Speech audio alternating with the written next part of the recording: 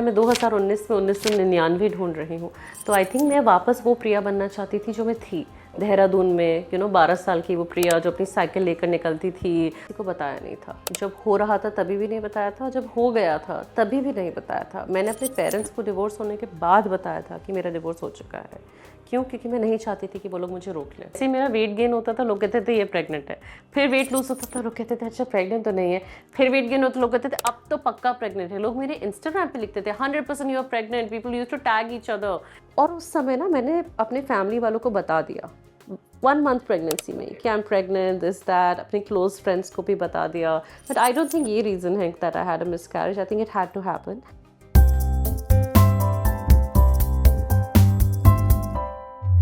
सबसे पहले तो thank you so much for your time Priya ji. Thank you for having me. Priya ji, सबसे पहले तो आजकल जब लोग आपसे मिलते हैं तो सबसे पहला सवाल उनका क्या होता है आपसे मिलकर? सबसे पहला सवाल की जगह सबसे पहला कमेंट होता है, वो कहते हैं अरे हमें आपकी ये वाली कविता बहुत पसंद है। और कोई ना कोई कविता उनको पसंद आती है और उस कविता के बारे में मुझसे बात करते हैं। ओके, यहाँ पे कई सारे लोग हैं। यहाँ पे ये भी सवाल है, जिस प्रिया को उन्होंने बिग बॉस 9 के अंदर चीखते हुए, चिल्लाते हुए, लड़ते हुए, झगड़ते हुए और अपनी बात जोर जोर से रखते रखते हुए हुए जी। वो लड़की कहाँ चली गई और वो इतनी सॉफ्ट, इतना उसमें बदलाव, इतना उसमें ट्रांसफॉर्मेशन कैसे आ गया? आई मीन अभी भी मैं उतनी ही ओपिनियनेटेड हूँ। अभी भी मैं बहुत फियरलेस हूँ। अभी भी अगर मुझे अपनी बात रखनी होगी तो मैं रखूंगी। लेकिन समय और ज़िंदगी आपको सिखा देती है कि आपको हर बात के लिए चिल्लाने की ज़रूरत नहीं है, हर बात के लिए अपनी पावर दिखाने की ज़रूरत नहीं है। And that has changed in me. और अगर आप समय के साथ बेहतर इंसान नहीं बन रहे हैं तो आप में कुछ कमी है। तो मुझे अच्छा लगता है कि मैं समय के साथ बेहतर इंसान बन गई हूँ। इसका ये मतलब नहीं है कि मैं शो में अच्छी इंसान नहीं थी। मैं कुछ बहुत अच्छी चीज़ों के लिए खड़ी हुई थी, सही चीज़ों के लिए खड़ी हुई थी। लेकिन कई बार जब मैंने खुद शो वापस देखा, मुझे लगा यार मैं इतने गुस्से में क्यों रहती थी। 1 मिनट लगता था मुझे गुस्सा आने में, एक चीज़ इधर से उधर कर दी और पूरा ऐसे बवाल मच गया।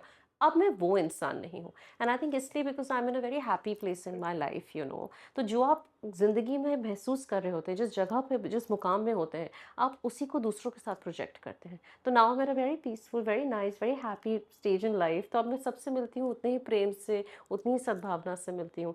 And I have more empathy now as a person than I did before. क्या होता था उस वक्त? बहुत ज़्यादा प्रेशर कि भाई इतने सारे लोग हैं, इतने सारे कंटेस्टेंट्स हैं, मुझे यहाँ पे परफॉर्म करना है, कैमरा मेरी तरफ घूमे, मैं ज़्यादा नज़र आऊँ, वीकेंड के बार पे मेरी बात ज़्यादा हो। कहीं कहीं ना कहीं ये सारे के सारे चीज़ें और ये सारा प्रेशर कहीं ना कहीं इंसान को बदल देता है घर के अंदर। इंसान को बदलता नहीं है। वो आपकी असलियत ही दिखाता है, आपकी सच्चाई दिखाता है। मैं कभी ये नहीं कहूँगी कि बिग बॉस सच्चाई नहीं दिखाता। बिग बॉस वही दिखाता है जो आप कर रहे होते हैं शो में, राइट? वो अपने आप तो कुछ बना के दिखाएंगे नहीं। तो जो आप हैं वो दिखेगा। You have to be okay with that कि हाँ, अगर मैं ऐसे कर रही हूँ ये ऐसा दिखेगा। You have to make your peace with it. मैंने कभी ये नहीं सोचा कि कैमरा मेरी तरफ घूम जाए या ये हो जाए। मैं ये जानती थी कि मुझे शो में क्यों बुलाया गया है। मैं बिग ब्रदर ऑस्ट्रेलिया में भी I was a very fiery personality, very strong, very intelligent.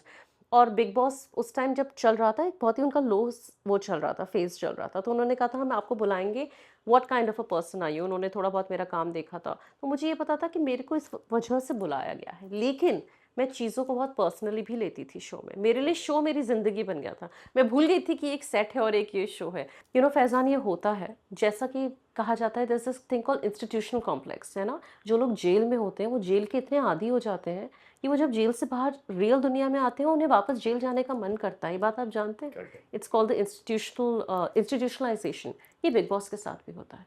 Big Boss makes you so institutionalized, आपको लगता है यही इतनी ही रोटियां हैं अब जिंदगी में, 5 रोटी ही मिलेगी ज़िंदगी में, मुझे कभी खाना नहीं आएगा।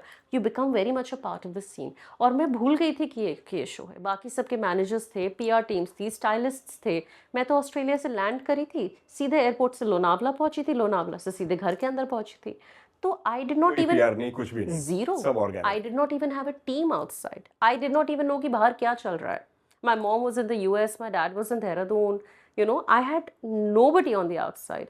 तो जो मुझे आर्मी भी मिली, fan army, they were just people who were dedicatedly watching the show.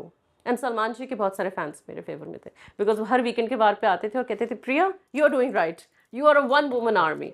तो मेरे साथ शो का ये एक्सपीरियंस रहा। कई बार शो के बाद में हम एक चीज़ देखते हैं कि कुछ प्यार करने वाले मिलते हैं जो आपको बहुत ज़्यादा पसंद करते हैं। इवन आपने मुझे बताया भी, कई सारे लोग जो मुझे ऐसे मिलते हैं जो कहते हैं यार कि हम आपको आपकी बिग बॉस की जर्नी से आपको फॉलो करते हैं। लेकिन एक बिग बॉस के बाद में ना एक हेट भी मिलता है जो किसी और के फैंस होते हैं। आपने उनके फैंस फेवरेट को कुछ बोल दिया तो वो आपके कमेंट सेक्शन पे आके उन्होंने गाली गलौज शुरू कर दी, आपको बुरा भला कहना उन्होंने शुरू कर दिया, और भी कई सारी बातें, कई सारी चीज़ें जो उन्होंने आपको कहनी सुनानी शुरू कर दी। ये सारी चीज़ें हो रही थी उस वक्त आपके साथ में? आपको पता है अब ये सब ज़्यादा होने लगा है बिकॉज अब सोशल मीडिया जनरेशन बहुत ज़्यादा है। हमारे टाइम में इंस्टाग्राम शुरू शुरू ही हुआ था, इतना तवज्जो नहीं था, लेकिन ट्विटर पे मैंने सुना है लोगों की लड़ाइयाँ होती थी, फैन आर्मीज की। Different people use to trend every week. I don't know how I was trending but apparently I trended on a lot of weekends and some of the biggest big boss people was supporting me without even knowing me, like Gauhar apparently tweeted in my on my behalf, and you know जो fans and जो watchers होते हैं। तो social media पर हाँ negativity आई थी जब मैं शो से बाहर आई थी, कि ईश्वर के फैंस, प्रिंस के फैंस, इन सब की तरफ से, रोशेल के फैंस की तरफ से।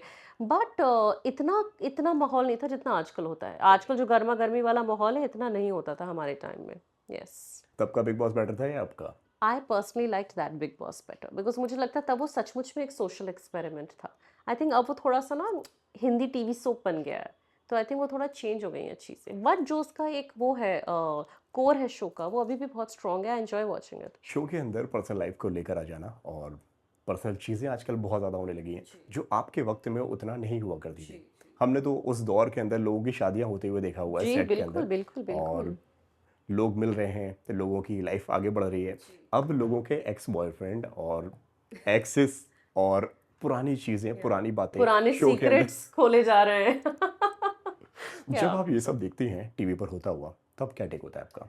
देखिए, it's an entertainment show and fame comes at a cost. You are putting your life on public display, you are, and you have to be aware of that this will have repercussions, right?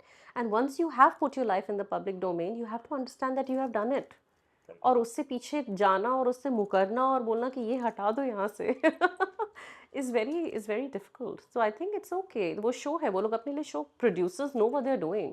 You know, Bigg Boss at the end of the day is an entertainment show. अगर मुझे भी पता चलेगा कि किसी के x को दिखाया जा रहा है जिसके बारे में उसने कभी बात नहीं की है, मैं वो एपिसोड देखूंगी। You know, this that's just a part of our human nature. ऐसा हुआ है कि तब की कोई दुश्मनी मानकर आज तक कोई बैठा हुआ है नहीं कर जो सकता। आपको लग रहा हो यार कि कहीं ना कहीं यार ये तो शो के अंदर हो गया, लेकिन आज तक ये बंदा बुरा मानकर बैठा हुआ आई है? Don't think so. I think लोगों को लगता है कि मेरे और प्रिंस का रिश्ता ऐसा होगा, लेकिन ऐसा नहीं है। यू नो, हम उसके बाद भी कई बार मिले हैं इवेंट्स वगैरह पे और बहुत अच्छे से प्यार से मिले हैं एक दूसरे से। I recently congratulated them on the birth of their daughter. I think you have to evolve with life. वो शो था, उसमें जो हुआ वो भी सच था, ऐसा नहीं है कि वी वर फेकिंग इट और एक्टिंग इट आउट। उस टाइम पे वो चीज़, आज भी मैं मानती हूँ जिन चीज़ों पे वो गलत थे वो गलत थे, लेकिन I also see a good side to him, जो मुझे उस टाइम भी दिखती थी, लेकिन मैं कभी बोलती नहीं थी क्योंकि उस टाइम ऐसे कंपटीशन मोड में होते हैं, ये मेरा दुश्मन है। And you evolve with time. Rishabh के साथ में क्लैरिटी मिली आपको? क्लैरिफिकेशन हो गया था जो आपने कई सारे उनके ऊपर एक एलिगेशंस लगाए थे ड्यूरिंग शो? अरे वो तो फर्स्ट सेकंड एपिसोड था, उसके बाद तो हम सबसे अच्छे दोस्त रहे हैं शो में। फिर बाहर आने इनफैक्ट के बाद में आपने उनको सपोर्ट भी बहुत जी, किया है। ऋषभ मेरा इकलौता सहारा थे पूरे बिग बॉस में, other than one that episode, right, which was also very बचकाना हरकत by him, so silly. But उसके बाद तो वही मेरा एक दोस्त था, वही, सिर्फ मेरा और कोई दोस्त ही नहीं था शो में। Rishabh was my only friend and he always supported me and I always supported him. तो हमारा एक यू नो एक वो भाईचारा, एक वो what ever you call it, friendship, that was there, that connection was there, undeniably there, और show के बाद भी रहा। सो आई थिंक वो एक ऐसी चीज़ है that I would never deny. कई सारे लोग यहाँ पे जानना चाहते हैं अब कहाँ है ऋषभ?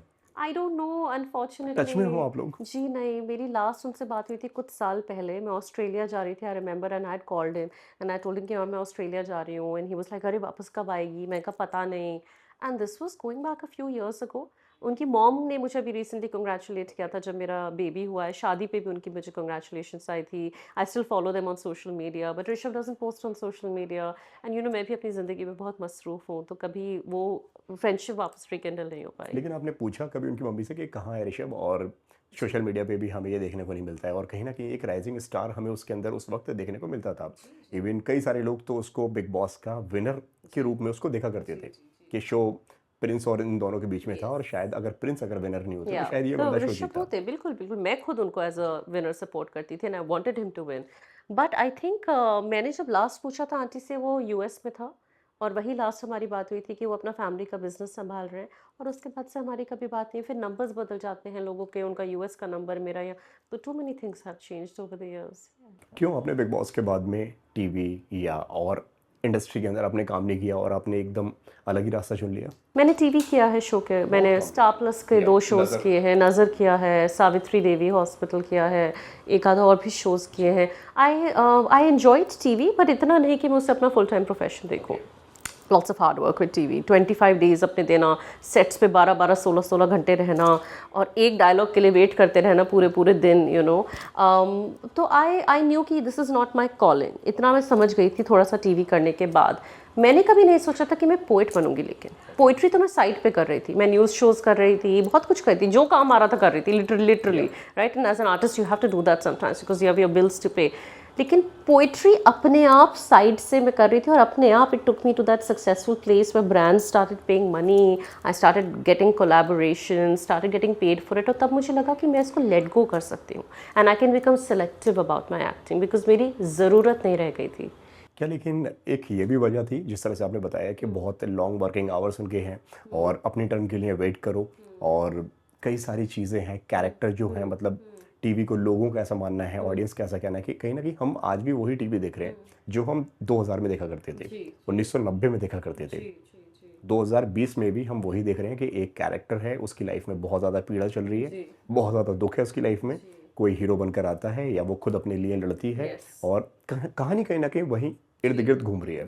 क्या ये एक वजह थी कि आपने ज़्यादा अपना बढ़ता हुआ करियर टीवी के अंदर नहीं देखा? ऐसा नहीं है। आई थिंक टीवी के भी अपने एक ऑडियंस है, यू नो। आज भी हर शहर में, हर गांव में, हर घर में ऑलमोस्ट टीवी होता ही है, टीवी की पहुंच है। लोग अब अपने फ़ोन पे भी टीवी देखने लगे हैं। ओटीटी और फिल्म्स की इनफैक्ट इतनी रीच नहीं है जितनी टीवी की है। तो रीच वाइज तो I think TV is a great medium. Content wise yes, थोड़ा रिग्रेसिव कंटेंट होता है, बट उसको देखने वाले ऑडियंस भी हैं। आज भी हमारी माएँ बैठ के देखना चाहती हैं वही सास बहू वाले सीरियल, और लोग देख रहे हैं इसीलिए तो वो लोग बना भी रहे हैं, right. But then there are other shows, you know, there is Anupama, there are other shows which also talk about strong individuals and all of that. तो आई थिंक थोड़ा बदलाव भी आ रहा है, बट वक्त के साथ आ रहा है। बट कभी मैंने कॉन्टेंट की वजह से नहीं छोड़ा था, कंटेंट की वजह से नहीं छोड़ा। उसके अलावा I just did not enjoy it very much. मुझे लगा था ये मेरी ज़िंदगी नहीं हो सकती कि मैं रोज़ सेट पे आई हूँ, मैं 12-12 13-13 घंटे बैठी हुई हूँ, मेरे 1-2 सीन्स आ रहे हैं। आई एन्जॉयड इट, बट मैं इससे लाइफ लॉन्ग नहीं करना चाहती थी। उससे ज़्यादा एन्जॉयमेंट मैंने न्यूज़ में करी है। मैंने अपने शोज़ होस्ट किए हैं, राइट, गैंगस्टर की girlfriend, you know, those shows I enjoyed much more. तो मुझे लगा था अगर मुझे कुछ करना ही है तो I would anchor a show और do something like that, but not day in and day out of television. I did not see myself doing that. हाँ, लेकिन अगर करना पड़ता तो मैं वो भी कर लेती और एंजॉय भी करती। लेकिन बिग बॉस करने का आपको लाइफ में प्रोफेशनली इंडस्ट्री में कुछ फ़ायदा होता है बिग बॉस कर लेने का? लोग आपको जानने लोग लगते आपको बहुत ज़्यादा जानने लगते हैं या आप ओवर एक्सपोज हो जाते हो, लोग एक अपनी एक राय बना लेते हैं आपके प्रति कि यार के इनके साथ में काम नहीं करना चाहिए, ये थोड़े से प्रॉब्लमेटिक हो सकते हैं, ये थोड़े से झगड़ालू हैं। दोनों चीज़ें हैं बिग बॉस की, राइट। लोग आपको जानने लगते हैं। हर इंसान, जो इंसान नहीं भी देख रहा होगा शो, वो भी जानेगा कि आप बिग बॉस कंटेस्टेंट हैं, क्योंकि उनके इंस्टाग्राम पे, फेसबुक पे, सोशल मीडिया फीड पे, व्हाट्सएप पे कहीं ना कहीं लोगों ने आपको देखा होगा, तो आप लोगों की नज़रों में आ जाते हैं। और सबसे पहली बात, दूसरी बात, ये राइट, एक लेबल भी लग जाता है आप पे कि आप कैसे इंसान हो, राइट। या तो आप हमेशा किसी के प्रेम में पड़े रहते हो, या आपकी शादी हो गई है इस पे, या फिर आप झगड़ते रहते हो। एक इमेज लोगों के दिमाग में सेट हो जाती है। मेरे लिए मुश्किल ये था बिकॉज लोगों को लगता था कि यार ये पोएट कैसे हो सकती है। ये मेरे लिए ये शेक ऑफ करना, as I told you, was very difficult for me. But show के अपने अच्छे पॉजिटिव्स भी हैं, नेगेटिव्स भी हैं। इट जस्ट डिपेंड्स कि आपकी जर्नी कैसी रही। आई थिंक वो बहुत मैटर करता है कि आपने क्या किया शो पर जाकर। Bigg Boss is a show which can make you और break you, so it depends on you, it's in your hands. आपके लुक की अगर मैं बात कहूँ तो एक वक्त था जब हमने आपको देखा हुआ है, बहुत अलग अंदाज हुआ करता था और सर पे अपने कुछ लगा रखा हुआ है, यहाँ पे पियर्सिंग, यहाँ पियर्सिंग, यहाँ पियर्सिंग। वेस्टर्न से सीधा डायरेक्टली आप प्रॉपर इंडियन बन गई हैं आप। जो आपके लुक में जो ट्रांसफॉर्मेशन जो हुआ है, ये कैसा था, मतलब ये कैसे आया आपकी लाइफ में? ये मेरी जो कविता है, मैं 2019 में 1999 ढूंढ रही हूँ। तो आई थिंक मैं वापस वो प्रिया बनना चाहती थी जो मैं थी देहरादून में, यू नो, 12 साल की वो प्रिया जो अपनी साइकिल लेकर निकलती थी और अपने सपने देखती थी। That soft version of me, I think वो मैं कहीं भूल गई थी in Australia, and I wanted to come back to India. और इंडिया वापस आने का रीज़न भी मेरा यही था कि I wanted to press rewind on my life. मैं बहुत फास्ट फॉरवर्ड प्ले में आई फॉरगॉट कि प्रिया कौन है, और मुझे उसको वापस ढूंढना था। और उसको वापस I was just lost in life. I was in an unhappy marriage, right? I was in a country that I did not feel like कि मेरा घर है। तो ऐसी बहुत सारी चीज़ें थी। I was not happy with where my career was going. So तीनों चीज़ें, पर्सनल, प्रोफेशनल, इमोशनल, हर तरह से मेरी ज़िंदगी अच्छी नहीं चल रही थी।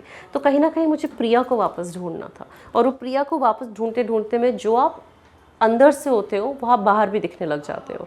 उस टाइम मैं अंदर से इतना अपने से जूझ रही थी। तो आपको पियर्सिंग भी दिखेगी, टैटू भी दिखेगा, बालों में भी ऐसी चोटी दिखेगी, आईलैश यहाँ तक होगी मेरी, यहाँ बालों में एक्सटेंशंस लगी हुई होंगी। It's a different person. You are externalising your fashion. क्यों आपको ऐसा लग रहा था कि प्रिया जो है वो कहीं ना कहीं बहुत पीछे रह गई है और अब मुझे उसको ढूंढना पड़ रहा है? I was in a battle with myself. जब मैं शो से बाहर आई, I was very depressed. I was to a point, मुझे लगता था कि यार ये ज़िंदगी तो मैंने कभी ज़िंदगी में नहीं सोची थी। And I was just unhappy, in general unhappy. ऐसा कुछ हुआ नहीं था। I was just unhappy. I wasn't happy with my life. I wasn't happy with who I was becoming. I wanted to find my soul again. I wanted to be that Priya again. तो वो जो process शुरू हुआ, and I met Karan, the love of my life, I think वहाँ से चीज़ें बदलनी शुरू हुई। I started becoming that Priya again. चाहे वो भाषा में ले लीजिए, चाहे मेकअप में ले लीजिए, चाहे पहनावे में ले लीजिए, मेरी लिखाई में ले लीजिए। जो मेरी शुरू की poems, they are all in English. There is right to pleasure, there is when he told me he no longer loved me. और उसके बाद देखिए आप, मैं 2019 में 1999, मुझे प्यार नहीं इश्क चाहिए। तो इवन वो कविताओं के साथ साथ मैं अपनी ज़िंदगी भी ढालती रही। और आप बाहर से वही बन जाते हैं जो आप अंदर से होते हैं। तो आज आप बाहर से जो एक ठहराव देखते हैं, वो अभी अंदर है, इसीलिए दिख रहा है। मैंने आपको एक चीज़ यहाँ पे कहते हुए सुना हुआ है, और आपके कुछ इंटरव्यूज़ में जब आपके ऊपर एक डाइवर्सिटी का टैग लग जाता है ना, तो दुनिया ना आपको बहुत अलग नज़र से देखती है। जी जी जी। सो उस वक्त इजी था प्रिया के लिए दुनिया को फेस कर पाना, खुद के ऊपर फोकस कर पाना और खुद को ढूंढ पाना? What is very interesting Faizan, इसकी मैंने अपने डिवोर्स के बारे में किसी को बताया नहीं था। जब हो रहा था तभी भी नहीं बताया था, जब हो गया था तभी भी नहीं बताया था। मैंने अपने पेरेंट्स को डिवोर्स होने के बाद बताया था कि मेरा डिवोर्स हो चुका है। क्यों? क्योंकि मैं नहीं चाहती थी कि वो लोग मुझे रोक लें, या वो लोग बोले कि नहीं बेटा एडजस्ट कर लो, चला लो अपनी ज़िंदगी ऐसे। And the reason was this only, क्योंकि डिवोर्स को लेकर लोग बहुत सारे अपने अपने ओपिनियंस बनाते हैं। और मुझे लगता था कि मेरे और मेरे एक्स हस्बैंड के लिए द मोस्ट लविंग थिंग, सबसे अच्छी चीज़ हम एक दूसरे के लिए एज फ्रेंड्स कर सकते हैं कि हम एक दूसरे को छोड़ दें। और वो हमने एक दूसरे के लिए सबसे प्रेम भरा काम आज तक यही किया है कि एक दूसरे को छोड़ दिया है। क्योंकि वो अब अपनी ज़िंदगी में बहुत खुश है, उनकी शादी हो चुकी है, मैं अपनी ज़िंदगी में बहुत खुश हूँ। तो वो जो 18-19 साल की प्रिया उनको मिली थी, मैं वो प्रिया थी ही नहीं। राइट, मैं बदल चुकी थी, मैं एक अलग इंसान बन चुकी थी, वो एक अलग इंसान बन चुके थे। उनकी ज़िंदगी में अलग मकसद थे, मेरे अलग मकसद थे। तो डिवोर्स को बहुत लोग नेगेटिवली देखते हैं, एंड आई अंडरस्टैंड। लेकिन मेरी लाइफ का it was one of the best decisions I ever took, मेरे लिए भी और मेरे एक्स हस्बैंड। मैंने आपको ये कहते हुए सुना हुआ है, कुछ मैंने कोट्स पढ़े हुए हैं, शायद मैं गलत भी हो सकता हूँ। डिवोर्स का रीज़न वहाँ पे ये था कि आपको इंडिया शिफ्ट होना था। क्या वजह यही थी? Yes, that was the number one reason. As I said, we wanted other things in life. उन्हें ज़िंदगी से चाहिए थी वो NRI वाली लाइफ, ऑस्ट्रेलिया में रहना, वहाँ के देश में आगे अपनी ज़िंदगी बनाना। मुझे वापस इंडिया आना था, मुझे वापस इंडिया आना था। मैंने अमृता प्रीतम की वो कविता सुनी थी उस टाइम, मैं तेनू फिर मिलांगी। और मेरे लिए वो तेनू बन गया था इंडिया, कि मैं तुम्हें फिर मिलूंगी, कि मैं इंडिया वापस आऊँगी और मैं अपनी ज़िंदगी एक नए सिरे से शुरू करूँगी। तो मेरे लिए बिग बॉस इसलिए भी एक बहुत इंपॉर्टेंट पड़ाव था, बिकॉज मैं जानती थी कि वो मेरी जर्नी का एक हिस्सा बन रहे हैं। राइट, क्योंकि मैं जब बिग बॉस में आई थी तो मैं सोच के आई थी कि यार अपने आप को 6 महीने तो मैं अब इंडिया में दूंगी। I am gonna be in Bombay for 6 months minimum, and I will see how my life goes. और आज मुझे 8 साल ऑलमोस्ट हो चुके हैं बॉम्बे में, and you can see how my life is been. उस वक्त अगर शायद मैं फैमिली को बताती तो वो मुझे रोक लेते। जब उनको मालूम पड़ा तब उनका क्या रिएक्शन था? देखिए, my ex husband was a very good guy. Right, एक अच्छे इंसान को छोड़ना मुश्किल होता है जस्ट बिकॉज आप दोनों एक दूसरे के लिए फिट नहीं हो। ये दुनिया में लोग नहीं समझ पाएंगे। लोगों के हिसाब से अगर आपका किसी से डिवोर्स हुआ है तो वो इंसान खराब है। वो इंसान बहुत अच्छा था, आई एम श्योर अभी भी बहुत अच्छा है, लेकिन वो मेरे लिए ठीक नहीं थे। इस बात का मुझे एहसास हो चुका था। तो जब मैंने अपनी मम्मी को बताया तो मेरी मम्मी ने कहा व्हाट, ऐसे कैसे हो गया, क्या किया उसने, did he cheat on you, उसने मारा, ये क्या? मैंने कहा नहीं मम्मा, हम लोग के पास लाइफ के डायरेक्शन चेंज हो गए। And my mom could not believe it. Right, but मेरी मॉम ने उस बात को एक्सेप्ट किया। मम्मी ने कहा ठीक है, ओके, मैं तेरे साथ हूँ, अब क्या। लेकिन मेरे डैड वॉज शॉक्ड। मेरे डैड को बहुत वक्त लगा समझने में और इस बात से टर्म्स पे आने में कि वी आर सेपरेटेड, या एंड लीगली सेपरेटेड। मेरे डैड ने उन्हें फ़ोन भी लोगों किया। की नज़रें क्या बोलती थी उस वक्त? मैं उस टाइम तक ना खुद एक्सेप्ट कर चुकी थी इस बात को, इसलिए मुझे लोगों की नज़रों से इतना इफेक्ट नहीं हुआ। अगर मैंने सबसे अच्छी बात ये की, मैंने 1 साल तो इस चीज़ को खुद प्रोसेस किया। जब मेरा पूरा प्रोसेसिंग हो गई, उसके बाद मैंने लोगों को बताया, तो उसके बाद लोग क्या ही सोचेंगे उसका मुझे फ़र्क नहीं पड़ता था।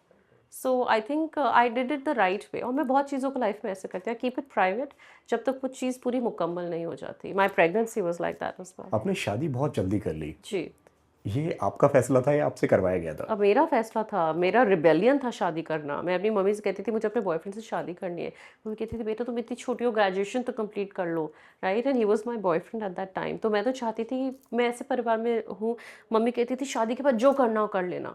तो ये गलत चीज़ है, ये नहीं बोलनी चाहिए अपने बच्चों को, बिकॉज़ बच्चों के लिए शादी बिकम्स एन एस्केप। मुझे लगने लगा अरे बस मैं शादी कर लेती हूँ, फिर जो मन में आएगा मैं करूँगी। शादी became a freedom for me. लोगों के लिए शादी एक बेड़ियाँ बन जाती हैं, मेरे लिए अलग ऑपोजिट था। But now when I look back at it, बचकानी हरकत थी, छोटी बच्ची थी मैं, प्यार भी था ऑब्वियसली, इसलिए सोचा चलो शादी कर लेते हैं, क्या ही हो जाएगा। 2008 से 2018 तक जी। क्या सिखाया इस पूरे टाइम पीरियड ने आपको? 2008 से 2008 से बहुत इंटरेस्टिंग सवाल है ये। तो 2008 से 2018 तक जब मैं मैरिड रही हूँ उस समय, मैं अपने आप को अच्छी तरह से समझ गई थी। मैं समझ गई थी कि मुझे ज़िंदगी में क्या नहीं चाहिए, and Australia was one of them. You know when I went to Australia I thought कि मैं बहुत खुश रहूँगी, because I was very westernized teenager growing up. अंग्रेज़ी में बातें करती थी, वेस्टर्न कपड़े पहनती थी, इंग्लिश गाने आपने खुद सुनती को बदल थी, दिया था एकदम। इंग्लिश शोज़, यस, मुझे लगता था ये है Priya. It is only when I went to Australia मुझे रियलाइज़ हुआ कि नहीं यार, ये शुरू-शुरू नहीं में है मज़ा आ रहा प्रिया। था आपको? बहुत अच्छा लगा 2 महीने। 2 महीने अच्छा लगा। 3rd मंथ ऑनवर्ड्स मुझे साड़ी सलवार पहनने थे अपने। मुझे घर में इंडियन खाना बनाना था। मेरे हस्बैंड घर आते थे, पुराने हिंदी गाने लगे हुए होते थे। He was like what are you doing? And I was like I don't know, I am missing India. And he was किसी लाइफ में कभी-कभी आपको चीज़ों की कीमत तब समझ में आती है जब वो चीज़ें आपसे दूर हो जाती हैं। और मेरे लिए मेरा देश उनमें से एक चीज़ था। मुझे तब समझ में आने लगा कि मैं कितनी इंडियन हूँ, और मुझे मज़ा आता है इंडियन होने में। मुझे चाहिए अपने लोग, अपनी भाषा, अपना खाना, अपनी ज़ुबान, अपने मसाले, अपनी आवाज़ें, पी पी, पै पै, पॉ पॉ, हॉर्न्स का शोर, आई लव दैट। मैं नहीं रह सकती अब्रॉड। मुझे अगर अभी पैसे देकर भी कोई बोले ना कि वील पे यू टू लिव अब्रॉड, मैं तभी भी ना जाऊँ अब्रॉड। मुझे अपना देश इतना ज़्यादा पसंद है। अपना दाल-चावल, दाल-चावल। 110%। कितनी सुशी खाओगे, कितना पिज्ज़ा खा लोगे, eight the end of the day बाद में पेट खराब होगा तो खिचड़ी खाओगे ना। तो मुझे ये रियलाइज़ हुआ वहाँ जाके कि मेरा पेट खराब है, मुझे खिचड़ी चाहिए, मुझे अपने लोग और अपने देश चाहिए। कुछ पौधे होते हैं जो उसी मिट्टी में पनप पाते हैं जिस मिट्टी में उन्हें पहली बार बोया जाता है। आपके लिए बहुत ईज़ी था वहाँ से निकल पाना? जिस तरह से आपने बताया कि यार कि सुसाइडल थॉट्स चल रहे थे। जी। एक नहीं, यंग आसान नहीं लड़की था। जिसके दिमाग में इतने सारे थॉट्स चल रहे हैं, सोसाइटी का प्रेशर है, मॉम डैड को बताना नहीं, उनको बताएँगे तो कुछ का कुछ उनको लगेगा, कुछ और वो सोचेंगे। पापा के दिमाग में कई सारे थॉट्स आए भी और आप कमज़ोर पड़ सकती थी वहाँ पे, लेकिन आपने आपके लिए कॉल लिया, जो मैं एप्रिशिएट करना चाहूँगा। बहुत कम लड़कियाँ इतनी हिम्मत दिखा पाती हैं। जी, जी, आप जी। उनमें से एक हैं। जी, बहुत शुक्रिया। मुश्किल था 100%, मुझे इतने साल लग गए वहाँ से निकलने में। एंड आई थिंक अगर भूषण एक खराब इंसान होते तो शायद मैं अगले दिन निकल गई होती। If he had done something wrong, अगर मुझे चीट कर दिया होता या डोमेस्टिक वायलेंस का केस होता या फ्रॉड होता, फ्रॉडजरी होती, मेरे को 1 मिनट लगता, मैं कहती अच्छा तुम ऐसे हो, मुझे नहीं शादी करनी, मैं जा रही हूँ। But he was a good guy. We were friends, we were in love initially as well. धीरे-धीरे करके मुझे महसूस होने लगा कि ये ज़िंदगी मुझे नहीं जीनी, मुझे यहाँ बच्चे नहीं करने, राइट? ये इंसान मेरे दोस्त तक अच्छा है, but as a life partner I don't think we gel well together. और ये रियलाइज़ेशन करना बहुत मुश्किल होता है, बहुत मुश्किल। क्योंकि सोसाइटी जो आपसे एक्सपेक्ट करती है वो उनको देना आसान है, राइट? लेकिन उससे अलग जाना और अपने दिमाग की सुनना, अपने ज़हन की सुनना, अपने साथ ऑनेस्ट होना बहुत मुश्किल है। शुरू में जब आप खराब रिश्ते में होंगे, या खराब भी नहीं बोलूँगी, एक अनहैप्पी रिश्ते में होंगे, आप खुद डिनायल में जीते हो। आपको कहते हो नहीं यार सब ठीक है, एवरीथिंग इज़ फाइन, मैं ऑस्ट्रेलिया आ गई हूँ, मेरे पास सब कुछ है। लेकिन क्या सब कुछ है? और अगर सब कुछ है, तो प्रिया तुम इतनी दुखी क्यों हो? क्या मिसिंग है? खुद से पूछो। ये मेरी कश्मकश बहुत साल चली है, बहुत साल, बहुत साल। मैंने ऑलमोस्ट 8 साल लगाए ये समझने में कि मुझे यहाँ से निकलना ज़रूरी है, और मैं किसी और का सपना जी रही हूँ, अपना नहीं। तो मेरे लिए ये भी बहुत इम्पोर्टेंट था, एंड 8 साल लगे थे मुझे वहाँ से to come into Bigg Boss. From 2008 to 2015, I think, is when I 16 I came into. So yeah, it took a long time. Yeah, and I'm glad that it took time.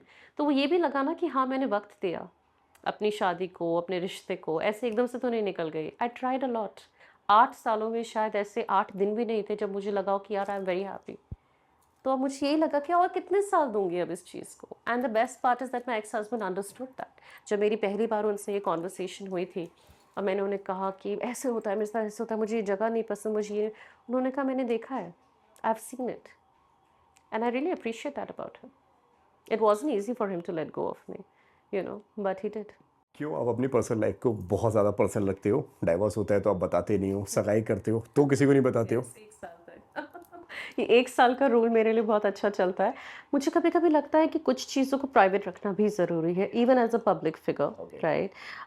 जैसा कि मैंने कहा, जब तक वो चीज़ें खुद में मुकम्मल ना हो जाएँ, तो डिवोर्स का I wanted to grieve pub privately. मैं अपने आप इस चीज़ को प्रोसेस करना चाहती थी, सँभरना चाहती थी।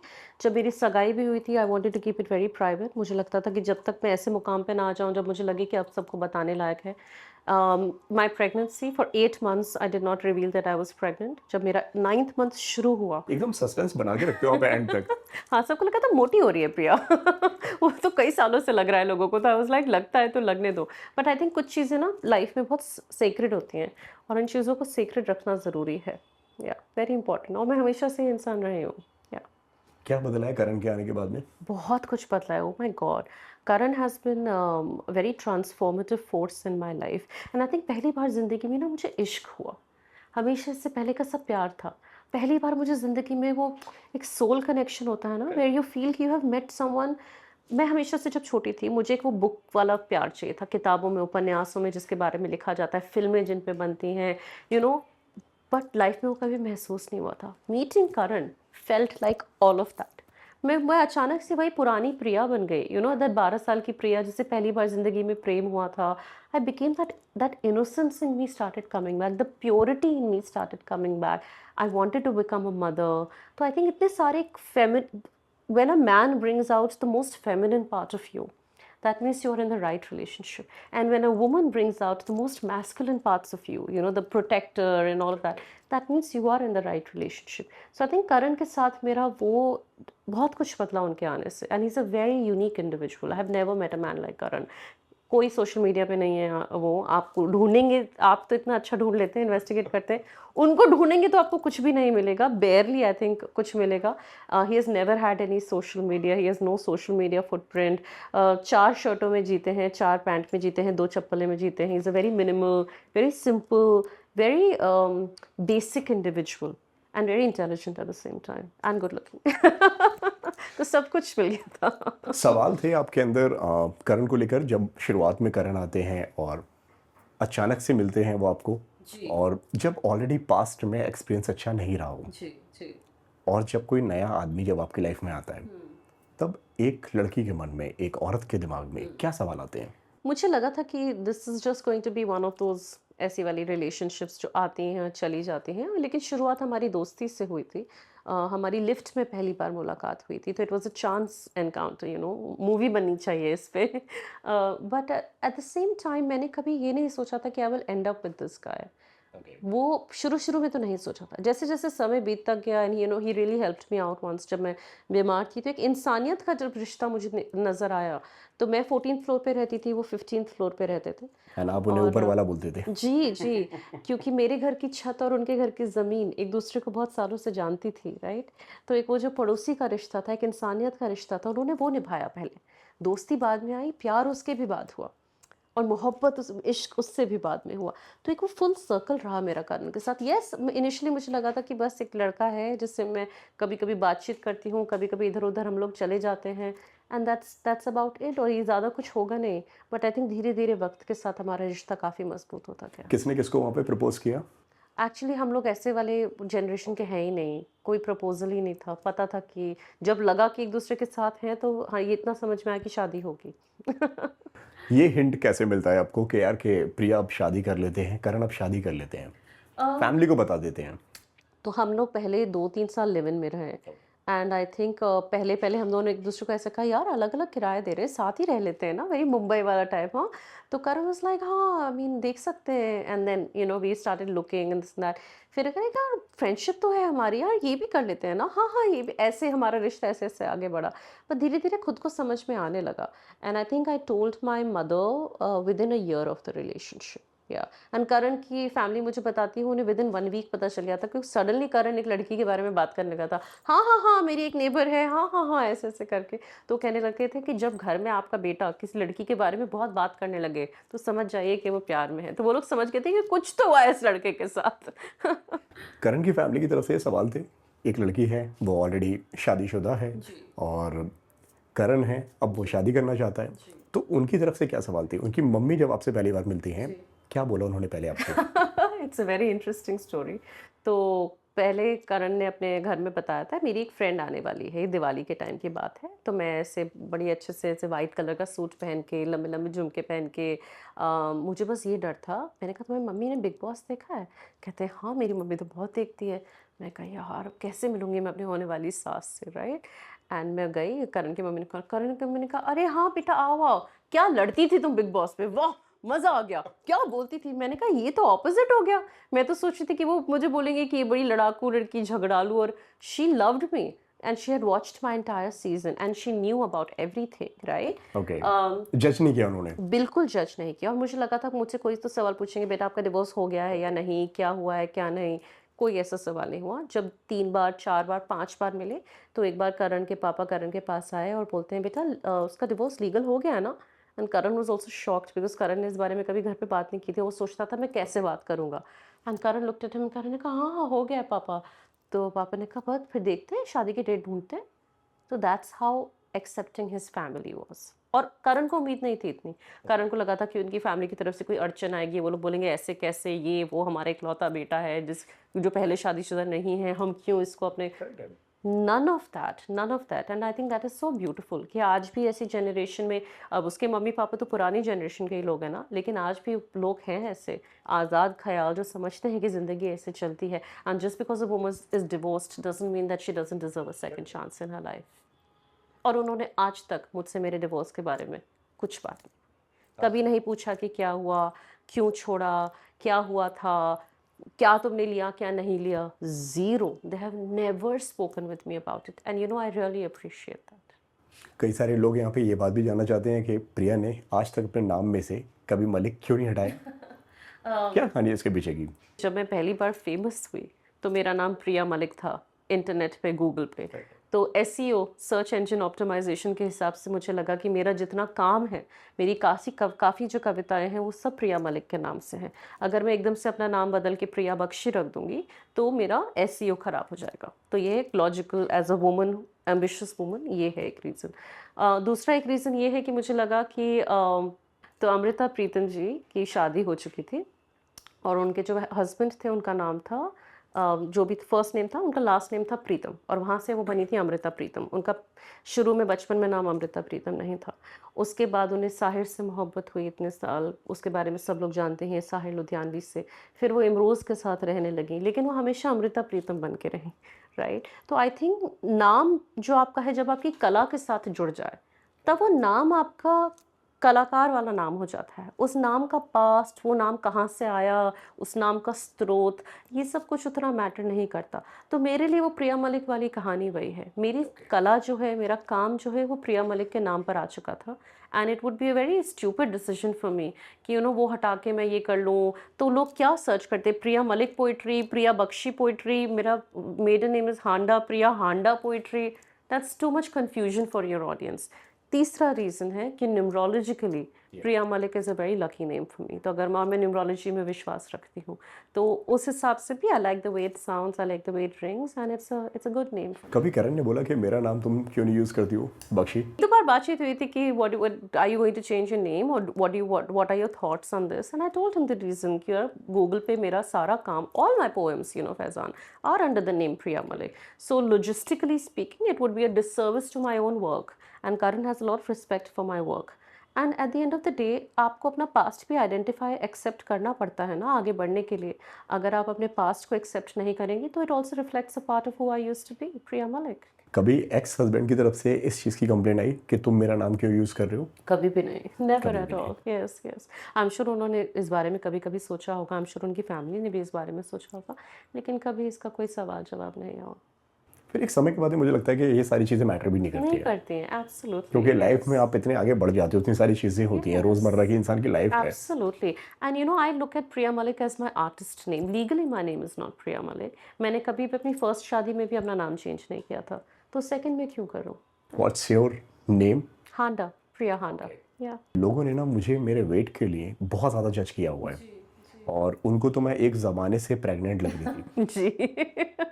आई थिंक सबसे अच्छी बात ये थी कि लोगों को जैसे ही मेरा वेट गेन होता था लोग कहते थे ये प्रेग्नेंट है, फिर वेट लूज होता था लोग कहते थे अच्छा प्रेग्नेंट तो नहीं है, फिर वेट गेन होता लोग कहते थे अब तो पक्का प्रेग्नेंट है। लोग मेरे इंस्टाग्राम पे लिखते थे 100% you are pregnant, people use to tag each other, you know, pregnant pregnant pregnant. लेकिन जब मैं सचमुच में, द फनी पार्ट इज, जब मैं सचमुच में प्रेग्नेंट हुई, nobody wrote that I was pregnant. पूरे उन आर्ट्स, क्योंकि सबको ये लगने लगा था कि इसका वेट फ्लक्चुएट होता रहता है, but as a woman on a more serious side I don't think हमें ये औरतों के साथ करना चाहिए, right? Because we go through our own hormones, our own body image, our own body fluctuations, and किसी के वेट गेन या लॉस से दूसरे को क्या ही फर्क पड़ता है। When I see someone gaining weight और losing weight, I don't have any comment to make because that's their body. What they choose to do with it is their choice. आपको बुरे लगते थे लोगों के जजमेंट, जब लोग इस तरह के कमेंट करके जा रहे हैं, या जब वो खुशी आपके पास में ना हो और लोग आपको जज कर रहे हैं, नहीं आप तो हैं, घर में न्यूज़ आने वाली है, गुड न्यूज़ आने वाली है? मैं तो हंस के आगे बढ़ जाती थी। देखिए मैंने बिग ब्रदर किया हुआ है, राइट? बिग ब्रदर के टाइम पे तो क्या रेसिस्ट बुलिंग हुई थी मेरी ऑस्ट्रेलिया में, लोगों ने क्या, that was real bullying. I got death threats online in Australia, right? Because एक इंडियन लड़की वहाँ पे जाके पूरा अपना, like people have written really bad things to me at that time and all racist. I think वहाँ से मुझे और ये इंडियन वाला वो हो गया था कि यार मैं तो हूँ इंडियन, कर लो जो करना है, उखाड़ लो जो उखाड़ना है, राइट? तो मैंने जब वो सहा हुआ है, तो ये प्रेग्नेंट हो, ये हो, वो डिवोर्स हो, ये तो कुछ भी नहीं है मेरे लिए। And this is what you need to learn about social media. You need to choose your battles. अब हर किसी से नहीं लड़ सकते। पूरे दिन में बैठ के अगर नेगेटिव कमेंट्स पे रिस्पॉन्ड करने लग जाऊँ तो वो लोग और नेगेटिव लिखेंगे, उनको तो वही चाहिए। आई डोंट थिंक मेरे सोशल मीडिया पे अब एक भी नेगेटिव कमेंट आता है, not even one, not even one. Everything on my social media is positive. शायद अगर आप 1000 कमेंट देखेंगे तो शायद आपको एक मिल जाएगा negative, and I think that's because I projected positive life, I talk about positive things. मैं कोई कभी नेगेटिव रिमार्क्स करती ही नहीं हूँ सोशल मीडिया पे। मैं तो ट्विटर पे भी नहीं जाती, ट्वीट भी नहीं करती, या क्योंकि वहाँ पे भी इतनी नेगेटिविटी होती है हमेशा सोशल टॉपिक्स को लेकर। क्या कॉम्प्लिकेशंस रहे आपकी प्रेगनेंसी के टाइम पे, और वो दौर कैसा था आपके लिए? सो मैं सोच रही थी कि मैं अपने एग्स फ्रीज कर लूँगी, right? Because I was getting older और मुझे लगा था कि यार बच्चा तो 100% करना है, लेकिन अब भी नहीं करना। ऐसा ही होता है, बहुत औरतों के साथ होता है, and you never feel you are ready for लेकिन इट। आपने एक चीज़ ये भी बोली है कि जी, मैं हमेशा से माँ भी बनना चाहती थी। Yes, but at the same time मुझे लगता था कि मेरा करियर में वो आ जाएगा, it will be, it will not work together. And can I also tell you, surprisingly opposite हुआ है। जब से मेरा बेटा मेरी ज़िंदगी में आया पिछले 2 सालों में, my career has accelerated to new heights. जो मैं सोच भी नहीं सकती थी वो सब हुआ है। मेरे सारे इंटरनेशनल ट्रिप्स मेरे बेटा होने के बाद हुए हैं। तो आई थिंक यहाँ कहीं मैं गलत थी ये सोच के कि मदरहुड इंसान को रोक देती है, नहीं रोकती। वो इनफैक्ट आपको और ज़्यादा प्रबल बना देती है आपके काम में। तो ये रीज़न था। मैं सोचती थी कि मेरा काम रुक जाएगा, मैं अभी तो शुरुआत की, अभी तो मैं अपने पीक पे हूँ, अभी कैसे कर लूँ। और ये हर एम्बिशियस करियर वुमन के साथ होता है, क्योंकि हमारा करियर और हमारी बायोलॉजिकल क्लॉक साथ में चल रही होती है, सो इट्स वेरी हार्ड। मैं सोच रही थी मैं अपने एग्स फ्रीज़ कर दूँ, और मैं अपने एग्स फ्रीज़ करवाने गई। उन्होंने मुझे पूरा प्रोसीजर समझाया कि ये हार्मोनल इंजेक्शन लेने पड़ेंगे, और आपके हस्बैंड भी आ जाएँ तो हम आपका एम्ब्रियो फ्रीज़ कर देंगे। एग्स का इतनी सक्सेस नहीं होती, एम्ब्रियोज़ की बहुत सक्सेस होती है। मैं वापस घर गई, करण ने कहा यार Priya you crazy, when you are ready we will start trying this that. मैंने कहा हाँ चलो ठीक है। एंड अगले ही महीने I skipped my period, and I was like ये क्या हुआ है? And I took a pregnancy test and I realise I was 1 month pregnant, 1.5 months pregnant. तो यानी कि जब मैं वहाँ गई हूँ clinic, I was already pregnant, right? Think about it, like obviously. तो मुझे लगा ये तो यूनिवर्स का काम है, राइट? कहाँ मैं सोच रही थी मैं ये करूँगी, भगवान ने कहा तुम रेडी हो ना हो, मैं दे रहा हूँ तुम्हें बच्चा। And I was very happy, I was over the moon. और उस समय ना मैंने अपने फैमिली वालों को बता दिया 1 month प्रेगनेंसी में कि I am pregnant, this that. अपने क्लोज फ्रेंड्स को भी बता दिया। बट आई डोंट थिंक ये रीज़न है that I had a miscarriage. I think it had to happen. 3 months में आई miscarried the baby, and that was a very difficult phase for me, you know, I mean, you realize what loss feels like, या वो भी एक छोटी नन्ही जान का जो ज़िंदगी में लाने के लिए आप एक्साइटेड थे। I was over the moon. मुझे लगा था लिसन, चाहे मैं रेडी हूँ या ना हूँ, भगवान knows I am ready, and that's why I have gotten pregnant, right? But thankfully within the next 1 month I conceived again. Naturally again, and Zorawar was born. तो आई थिंक पहले भी जोरावर ही आने वाला था, बस वो वक्त ठीक नहीं था, तो उसने कहा मम्मा थोड़ा रुक जाओ, मैं थोड़ा लेट आऊँगा, and that's how it worked. क्या प्रॉब्लम्स और हार्मोनल चेंजेस आपने बिफोर प्रेगनेंसी और आफ्टर प्रेगनेंसी देखा हुआ है, और क्या ज़्यादा डिफिकल्ट था आपके लिए? माई pregnancy was a very happy experience for me, had a great very healthy pregnancy. मैंने पूरा काम किया है, मैं पूरे इंडिया घूमी हूँ, मैंने सारे शोज़ किए हैं, and with my doctor's permission of course. मैं जगन्नाथपुरी गई हूँ at 6 months pregnant, you know, वहाँ दर्शन हुए हैं मेरे। स्पोकन फेस्ट किया है मैंने, सब कुछ किया है प्रेगनेंसी में। It was a very happy experience for me. लेकिन जब बच्चा आपके अंदर होता है तब आपको हमेशा एक डर होता है, राइट? और पहला एक्सपीरियंस ऐसा रहा था, तो एक वो डर कहीं ना कहीं था कि कहीं कुछ हो ना जाए। But then I also thought कि यार ये सोच के मैं घर पे तो नहीं बैठ सकती। I have to believe in the universe कि यूनिवर्स कुछ नहीं होने देगा, भगवान हर चीज़ का ख्याल रखेगा, और मेरी फेथ बहुत स्ट्रांग है, राइट? जो भी स्पिरिचुअलिटी में, रिलीजन में, जो भी आप जो नाम से बोलना चाहे बोलें, लेकिन मुझे पता है कि the universe is guiding me, the universe is protecting me, something was protecting this child, and I knew that कुछ नहीं होगा, सब सही होगा। And then my entire pregnancy was absolutely beautiful. और जब बेबी आ जाता है then you feel even better, because then the baby is safely in your arms. तो लास्ट वो मंथ में मैं कई बार टेस्ट के लिए चली जाती थी रात को 2 बजे, नहीं बेबी हिचकी मार रहा है। डॉक्टर वाज लाइक बेबी हिचकी मार रहा है, and it's true, babies can sometimes hiccup in the womb, right? So it feels like a heart beat. तो मैं थोड़ा डर जाती थी। And during delivery also, my BP had shot up, the baby's heart rate was very high, so they had to do an emergency C-section for me, but it was still a very pleasant experience. डर इस बार तो पहले से थोड़ा सा ज़्यादा था, क्योंकि ऑलरेडी यस, यस, और यही शायद रीज़न था कि मैंने 8 महीने किसी को भी नहीं बताया। I even told my mom after 6 months of pregnancy that I am pregnant. I मेरी सास को भी 6 महीने बाद बताया, वो मेरे साथ रह रही थी। उन्होंने कहा क्या, तुझे तो सुबह उल्टियाँ नहीं होती? मैंने कहा मम्मी नहीं होती तो लेकिन लोगों को देखकर तो समझ में आ रहा होगा। नहीं, जब था आई डिडंट गेन तब किसी को मालूम नहीं पड़ा, और जब नहीं था तब सबको मालूम पड़ रहा है। यस, इमेजिन, मैं ऑलरेडी थोड़ी मोटी थी उस टाइम पे, राइट? तो किसी को लगा, किसी को नहीं लगा। और मैं हमेशा से, you would not know, even not know if I am pregnant right now, would you?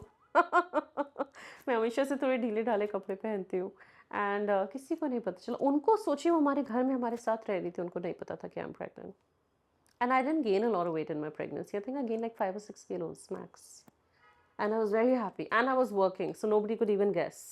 और मैं पीती हूँ नहीं ज़िंदगी में, तो लोगों को ये भी लग जाता है यू नो कि अल्कोहल नहीं पी रहे इसलिए प्रेग्नेंट है। तो मेरा वो भी केस नहीं था। तो या अच्छा, ये भी सवाल होते हैं, लोगों को ऐसा भी लगता है? यस, समटाइम्स, अरे जब when you are going out with girls and suddenly a girl who loves to drink stops drinking, like are you pregnant? ये होता है। सबसे ज़्यादा किस चीज़ के लिए आपको जज किया गया है? अरे बिग बॉस की वजह से आई थिंक, यू नो, किसी किसी लोगों के दिमाग में इमेज घर करी हुई है कि ये इंसान, ये लड़की लड़ती है या ये लड़की ऐसी है। तो आई थिंक वही सबसे ज़्यादा जजमेंट अगर आई है कभी तो वहीं से आई है, उसके अलावा कभी कहीं से नहीं आई। थोड़ा एक्सेंट पे कभी कभी आ जाती है, लेकिन एक्सेंट तो अभी भी है पूरी तरह से। तो आई डोंट थिंक आई पे टू मच, मैं इतना तवज्जो नहीं देती इन चीज़ों को। एक्सेंट पर करते हैं लोग बात? हाँ, हाँ, पहले तो बहुत बात होती थी, लोगों को अब खूबसूरत लगने लगा है। लोग कहते हैं वाह! उनकी जो हिंदी का लहज़ा है, जो उर्दू का तलफ़्फ़ुज़ है, वो जो उसमें एक विदेशीपना आता है, कितना सुंदर लगता है। So I think it depends, and I have accepted that this is how I speak, you know, I can't change it. जब ज़ोरावर गोद में आता है पहली बार, और अब माँ बन गई हैं आप, जी। क्या फ़ील था उस वक़्त? Oh! It was crazy. I think मुझे पहली बार समझ में आया है कि एक मोहब्बत ऐसी भी होती है, यू नो, जो आपके शरीर के बाहर रहती है, आपके सामने उड़ उड़ती हुई, फुदकती हुई, चहकती हुई। This is a form of love, and it's a very strong force. मैंने शायद ज़िंदगी में इतना इतना अनकंडीशनल प्यार, इतना ज़्यादा, तो शायद करण से भी नहीं किया होगा जितना मैं ज़ोरावर से ऑलरेडी करती हूँ, right? And Karan is the love of my life as I have said. But I think motherhood changes something in you. आप एक बेहतर इंसान बन जाते हैं। जैसा मैं प्यार के बारे में बोलती हूँ ना, कि जब आप अच्छे रिश्ते में होते हैं, आप बेहतर इंसान हो, motherhood does that to you. वो आपको औरों के लिए जीना सिखाती है मदरहुड, क्योंकि अपने लिए जीना बहुत आसान है, अपनी सक्सेस, अपना एम्बिशन, अपना career. But when you start living for someone else, that also makes you a better person. आपकी ज़िंदगी को एक मकसद मिल जाता है, एक पर्पस मिल जाता है। जिस तरह से अभी आपने बताया कि ज़ोरावर मेरे लिए इतना लकी था कि जितने शोज़ मैं पहले कर रही थी, अब मैं उससे ज़्यादा कर रही हूँ। मन में ये सवाल आया कि कहीं न कहीं ज़ोरावर आ गया है, अब शायद मैं काम पे उतना ध्यान ना दे पाऊँ, शायद मैं काम उतना ना कर पाऊँ। क्योंकि घर में जोराबर एक है, बच्चा है जी एक जी बच्चा है। जी जी, ये अब मेरा 100%। कहीं ना कहीं करियर मेरा सब थोड़ा सा हिलता हुआ यहाँ पे नजर आ रहा है। ये हर माँ को फील होता है, you know, as a mother every mother feels that. But at the same time मुझे ये भी लगता है कि जो माँ खुश होती है वो एक अच्छी माँ होती है, राइट? तो मेरे लिए खुश होना ज़रूरी है और खुश होने के लिए मेरा काम करना ज़रूरी है। सो थैंकफुली मेरी फैमिली बहुत सपोर्टिव है, मेरा स्टाफ बहुत सपोर्टिव है, मेरी टीम बहुत अच्छी है। तो you need a village to raise a baby, right? तो वो अगर आपके पास चीज़ें हैं और आप सबसे इंपॉर्टेंट चीज़, अगर आपके हस्बैंड सपोर्टिव हैं, उनका सपोर्टिव होना बहुत ज़रूरी है, then you can be on the top of the world even as a mother. Nothing will stop you. और ये चेंज आया है मुझ में। आज से अगर आप कुछ साल पहले मुझे बोलते, मैं कहती नहीं यार, मदरहुड से चेंज तो आएगा करियर में, you can't be going out all the time, you can't do this, you can't do that.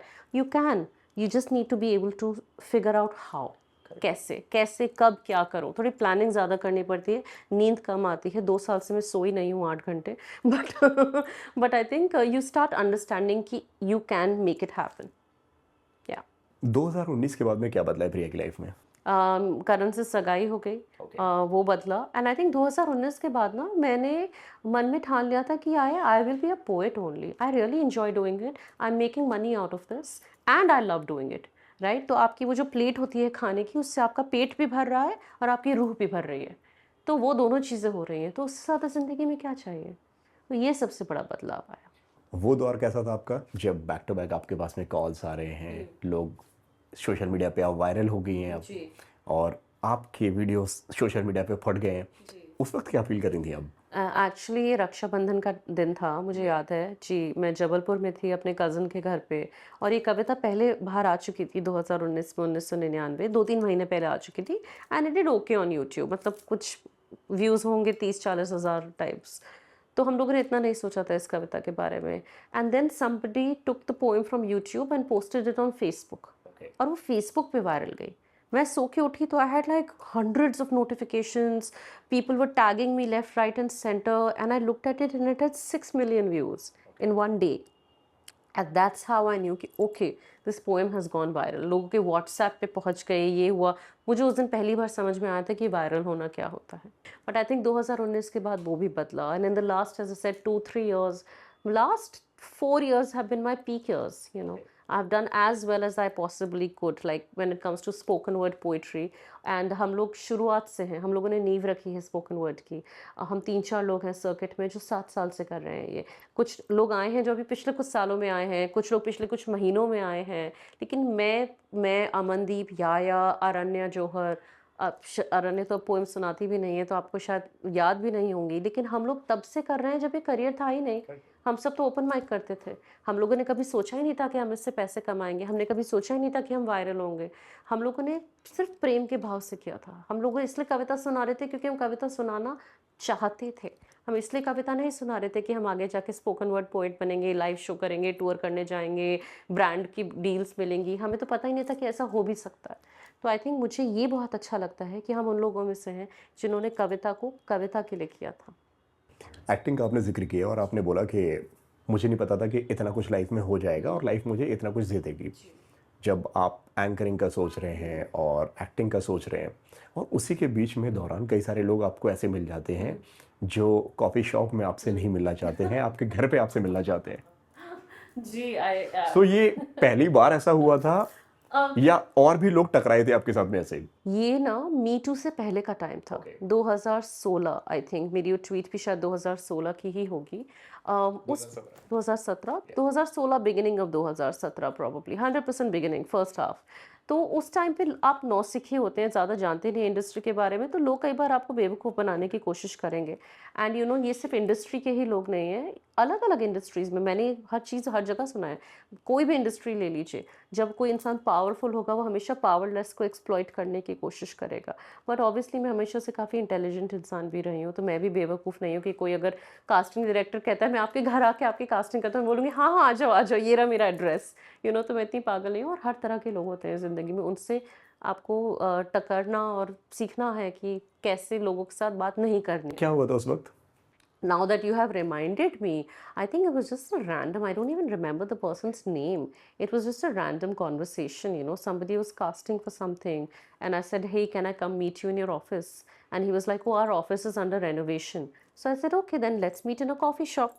इंसान यही बोलेगा ना, like no no I can come to your home, कौन सा कास्टिंग डायरेक्टर जो आपके घर आके आपको कास्ट कर रहा है, right? So obviously that was not the right move by that person, you know, चाहे उनकी इंटेंशन सही थी या गलत थी, जो भी था, but that is not professional at all. पड़ता है कि सारी कविताएं उसके ऊपर लिखी गई हैं। जी। और मैंने आपको ये भी कहते हुए सुना हुआ है जहाँ पे आप बोलते हैं कि करण ने आपसे ये बात बोली हुई है कि तुमने पूरा अपना करियर मेरे ऊपर सेट कर रखा है। Yes yes, he watched my show and I was like कैसा लगा, ही वाज लाइक सही है यार, तूने तो अपना पूरा करियर बना लिया मेरे ऊपर। यस यस, या ही इज अ तो फनी आपकी गाय। हर कविता के पीछे करण का रेफरेंस होता है?